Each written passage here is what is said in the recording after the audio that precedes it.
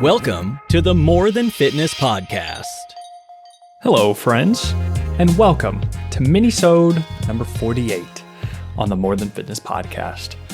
And today's topic is very simple and very straightforward. It is how to lose fat.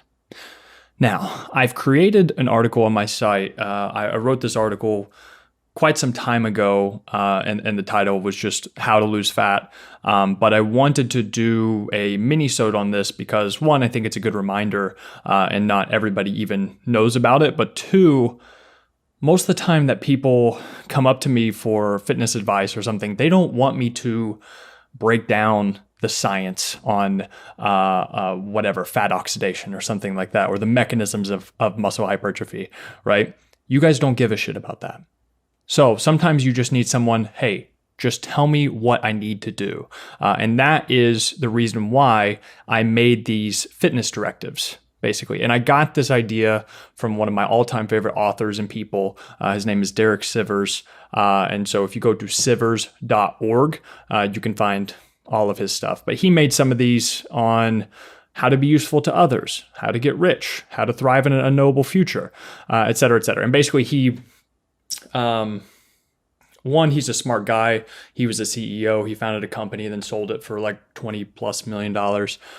But he's also reads a lot of books. And so he wanted to put all of his knowledge into succinct directives that people can apply right away.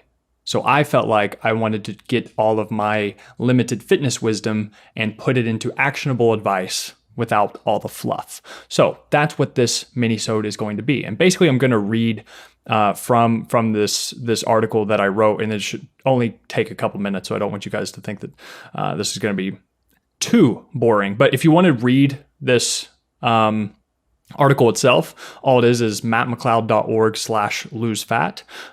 One word, lose fat. I've referenced this in other minisodes as well. So, but I've never actually gone through each one. But today we are going to do that. So how to lose fat. The very first thing, educate yourself. So track your food to become aware of what you're eating, so that can guide future decisions. You need this baseline knowledge so that you can make better decisions in the future. Without that knowledge, you're just guessing, and it won't be productive for too long. You need to also understand how to read nutrition labels. You need to learn from experts in the field who are credible. And whenever I say credible, I mean evidence-based. So they look at the scientific literature, but also they have real life experience. You don't want someone who is a complete gym rat. And you also don't want someone who is a complete science nerd who never had any experience with real life people. So yeah, make sure that they're credible in those areas. You also want to make sure that the experts you listen to are people-centric.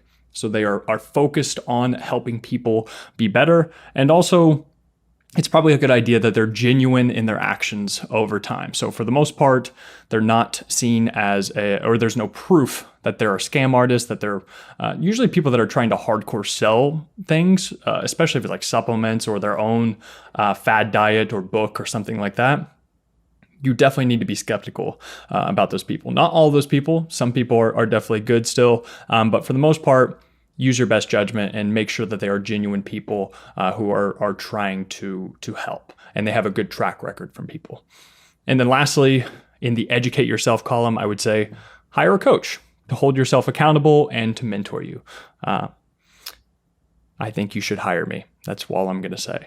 And number two, focus on the process and behavior change, not the outcome. So this is the second thing you need to do to lose fat. So the first thing, educate yourself. And number two is to focus on the process and behavior change, not the outcome. And what I mean by that is an outcome goal would be like, I want to lose 20 pounds, right? So that's the outcome you're trying to reach. A process goal would be to eat 500 calories at your next meal, or eat 150 grams of protein per day, or eat at least one serving of fruit or vegetable at each meal. Because losing fat and keeping it off comes from sustainable behavior change over time. And if you make too many choices too quickly, then you're going to fall off track, and it's not going to be sustainable because you're not building the habits and putting those in place so that you can build upon those over time. And I think an easy way to do this as well, to emphasize healthy behavior change and not get too caught up on the outcome, is to add and not subtract. And what I mean by that is adding 1 serving of vegetables at each meal, add an extra liter of water per day, add 30 minutes of walking per day. Psychologically, this works better than saying you can't have sweets or alcohol or fried foods or candy or things like that. This is the difference between an inclusive diet and an exclusive diet. Inclusive means that you're going to add things to your diet so that it will simultaneously and as a result subtract out some of those more unhealthy foods. If you include more vegetables and more protein in your diet, it's probably by default that you're going to eat less shitty food in general, right? So add, don't subtract. And the last thing in this section is every meal/workout is another opportunity to make the right choice towards your goal. So again, focus on the process and behavior change. Don't get too caught up in the outcome. This is basically just an easy way of not overwhelming yourself. If people just think, oh, I need to lose 20 pounds, I need to lose 20 pounds, I need to lose 20 pounds. Well, it's like they're focusing on the big mountain that they have to climb instead of just instead of just taking the first step in the right direction, which could just be, what are you having for dinner? Right? So that's what I mean by focus on the process of behavior change, not the outcome. The third part, this is the most obvious one: create a calorie deficit. And while it's not a necessity to lose fat, as many people will make you think, and this is just to lose fat, by the way, you should expend more energy than you consume by eating less and or moving more, i.e. creating a calorie deficit for best fat loss. This is key. And so when in a hypocaloric state, you want to consume, I've talked about this multiple times before, about 0.8 to 1.2 grams of protein per pound of body weight, erring towards the higher end for maximum muscle retention while you lose body fat. Because remember, whenever you are losing body fat, whenever you're in a calorie deficit, you also risk losing muscle mass. You can offset that through resistance training and also keeping your protein high. Also for hunger satiation while dieting, making sure that you don't get too hungry while you're dieting, keeping your protein high is going to be absolutely crucial. So 0.8 to 1.2 grams of protein. For me, it's typically around 0.8. I'm okay with that. Anything else than that is going to be a couple percentage points towards quote unquote optimal, but I don't give a shit. Okay, so that's protein.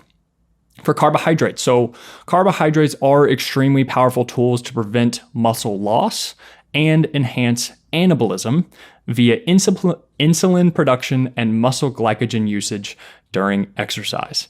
Now, I know that may seem like a bunch of hodgepodge, what I just said, but basically carbohydrates fuel your training, and whenever you fuel your training, your performance is going to be better, and there's a higher likelihood that you are going to hold on to that hard-earned muscle mass whenever you are losing body fat. And when in a calorie deficit, consume a minimum of 1 gram of carbs per pound of body weight on training days. So I'm about 185 pounds, so I would consume around 185 grams of carbohydrates. For me, it's going to be a little bit more. Of course, there's going to be individual differences here, so don't take this for gospel, but this is a good starting point. So yeah, 1 gram per pound on training days, and then 0.3 grams per pound on rest days. Okay, and then for fats, so fats are essential for vitamin absorption, hormone regulation, and just overall health. Of course, everything, protein, carbs, and fats, they're all going to be essential for multiple different things. But fats are useful, and make sure that you don't just slash those away because you think they're going to make you fat, because that's not the case. However, when in a calorie deficit, you want to consume a minimum of 0.3 grams per pound of body weight. And again, I know I'm reading these out and you guys are like, okay, dude, I can't remember all of these. Well, that's why I wrote the article. So if you want to check out the article, click the link in the description and you can refer back to it later. And lastly, in this third section of create a calorie deficit, focus on nutrient-dense whole foods 80% of the time. This is going to be your lean proteins, fruits, vegetables, whole grains, all of that good stuff.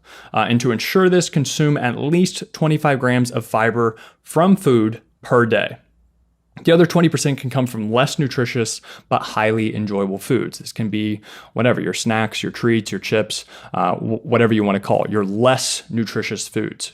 I don't like using the word healthy or unhealthy because that gives food morality, and that's just simply not true. The objective truth is that some foods are more nutritious and other foods are less nutritious.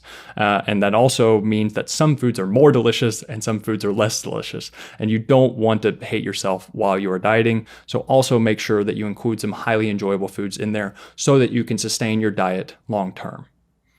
Okay, we're getting there. Almost done. The fourth part is use the gym to grow muscle and use your nutrition to lose fat. So don't work out to lose fat, as it is less efficient use of your time. For example, burning 300 calories with an hour on the treadmill versus not eating that 300 calorie donut in 10 seconds. So it's going to be much more efficient use of your time to focus on your nutrition to lose fat as opposed to your workouts. Strength train at least 2 to 3 times per week to maintain and build muscle mass. For most of you, I think that should be very doable. And for the most part, you want to focus on multi-joint compound lifts and their variations. So these are like bench, squat, deadlift, and the variations would be like dumbbell bench or goblet squats or a Romanian deadlift, right? And then also get stronger than you were last week, month, year. As long as you're getting stronger over time, there's a good chance that you are building muscle. So the fourth one, use the gym to grow muscle, use your nutrition to lose fat. The fifth part is add cardio only when necessary. I like to use cardio as a mood enhancer, so it makes me feel good. And then also to burn calories and or to improve overall health. Cardio is not required for fat loss, so slowly add it in as your progress starts to plateau and your calories are already too low to eat any fewer, right? And so high intensity interval training, so HIIT cardio, then you have moderate intensity steady state cardio or low intensity steady state cardio. They all work, right? Don't freak out and don't worry about those so much. There is no optimal answer here. There is no right or wrong answer. Just pick which one you can recover from and adhere to the longest, right? So if you're constantly doing like 5 or 6 training sessions a week, like lifting sessions, it's probably not a good idea to add high intensity cardio on top of that. For someone like that, you want to do more low intensity cardio like walking or something. And a good start would be 30 minutes of brisk walking on your rest days. 6. All right, the sixth thing, don't worry, we just have one more after this. Track your progress. So don't guess and feel your way towards fat loss. Use objective data as feedback. Research has shown weighing yourself more frequently to be associated with greater sustained weight loss. And so what I would say is weigh yourself at least 4 times a week, including one weekend day, after you wake up and use the restroom, but before you eat. And take the average of those weights to find your quote unquote actual weight. So this is more of your true weight whenever you find the averages. And what you want to do is focus on weekly trends of those averages and not their day-to-day fluctuations, right? Aim for a weekly weight loss of 0.5 to 1% of your body weight in pounds. And so an example would be a 180-pound person times 0.5% of their body weight would be about 0.9 pounds average loss per week. So you lose about a pound a week. That's going to be about standard rate for most people. And I would also use your food log, so tracking your calories on an app or something like that, your weekly weight averages, your waist measurements, and pictures every 4 weeks to determine if you're heading in the right direction. As for the gym, you want to track your weight, sets, and reps, and then basically just try to beat what you did last week by improving at least one of those indicators. So more weight, more sets, or more reps. And then lastly, compare yourself to who you were yesterday, not to where someone else is today. Shout out to Jordan Peterson for that quote. And the last thing on how to lose fat is don't be an asshole to yourself or others. So smile more, breathe deeply, practice perspective, aim for 7 to 9 hours of sleep, and drink less alcohol and do less drugs. And that, my friends, is how to lose fat. Thank you, as always, for listening and for watching. See ya.